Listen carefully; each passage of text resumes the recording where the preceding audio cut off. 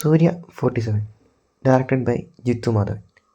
നമ്മുടെ ആവേശമൊക്കെ ഡയറക്റ്റ് ചെയ്തില്ലേ, പുള്ളി തന്നെ. കറുപ്പിലൂടെ സൂര്യക്ക് കമ്പാക്കിയിട്ടില്ലെങ്കിൽ ഇതിന്ന് പ്രതീക്ഷിക്കാം, കൺഫേം. സൂര്യയ്ക്കൊപ്പം ഫീമെയിൽ ലീഡായിട്ടെത്തുന്നത് നമ്മുടെ കേരളത്തിൽ നിന്ന് നെസ്രയാണ്. സിനിമയിൽ ലീഡ് റോളായിട്ട് നമ്മുടെ കേരളത്തിൽ നിന്ന് നെസ്ലിനും ഓൺ ബോർഡായിട്ടുണ്ട്. ചെറുക്കൻ്റെയൊക്കെ ഒരു ഭാഗ്യം നോക്കിക്കോണേ, സൂര്യയുടെ കൂടെ വരെ കട്ടയ്ക്ക് പിടിച്ച് എനിക്കാനുള്ള ഭാഗ്യം വരെ കിട്ടി. അതുപോലെ ലിയോയിലൂടെ മാത്യൂസിന്.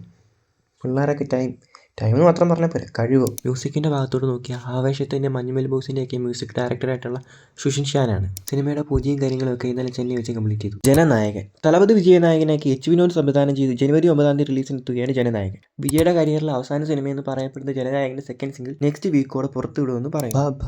ദിലീപിനെ നായകനാക്കി ധനജയ് ശങ്കർ സംവിധാനം ചെയ്ത് ഈ മാസം 18 റിലീസിനെത്താനിരിക്കുന്ന സിനിമയാണ് സിനിമയുടെ റിലീസ് ഡേറ്റ് 18-ാം തീയതിയിൽ നിന്ന് 24-ാം തീയതിയിലേക്ക് മാറ്റി നിന്നിട്ട് റൂമർ കണക്കെടുപ്പുണ്ട്. ഇപ്പോൾ അതിനൊരു റൂമറായിട്ട് മാത്രം കാണുക, ഒഫീഷ്യലല്ല. ഒഫീഷ്യലായിട്ട് എത്തുകയാണെങ്കിൽ അപ്പോൾ തന്നെ അറിയിക്കുന്നതായിരിക്കും. അതറിയാൻ വേണ്ടി ചാനൽ സബ്സ്ക്രൈബ് ചെയ്യുക. ഇന്നാണ് കേസിൻ്റെ വിധി വരുന്നത്. അത് പ്രതികൂലമായിട്ടാണെങ്കിൽ പുള്ളിയെ പിന്നെ ഇൻഡസ്ട്രിയിലോട്ട് നോക്കിയാൽ വേണ്ട. അഥവാ അത് അനുകൂലമാണെങ്കിൽ പിന്നെ പിടിച്ചാൽ കിട്ടത്തുമില്ല.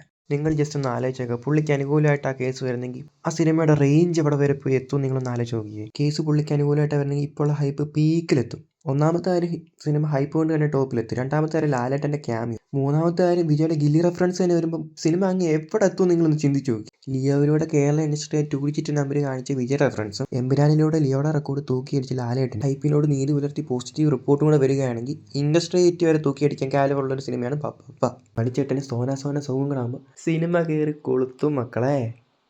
അഴിഞ്ഞാട്ടം തുടങ്ങിയാലോ.